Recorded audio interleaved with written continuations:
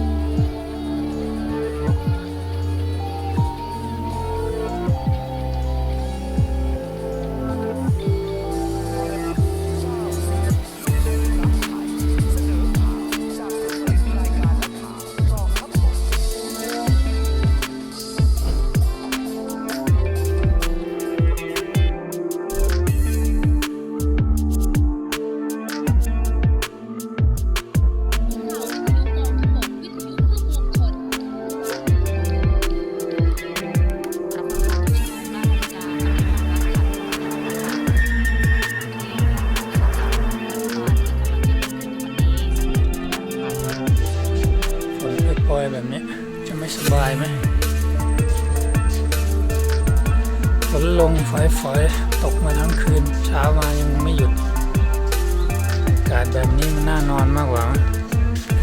ไม่จะทำอะไรได้ฝนตกตลอดแฉะฟ้ายังมืดอยู่เลยวันนี้ทั้งวันนะมันไม่หยุดง่ายๆแน่ท้องฟ้ายังเต็มไปด้วยเมฆฝนเลย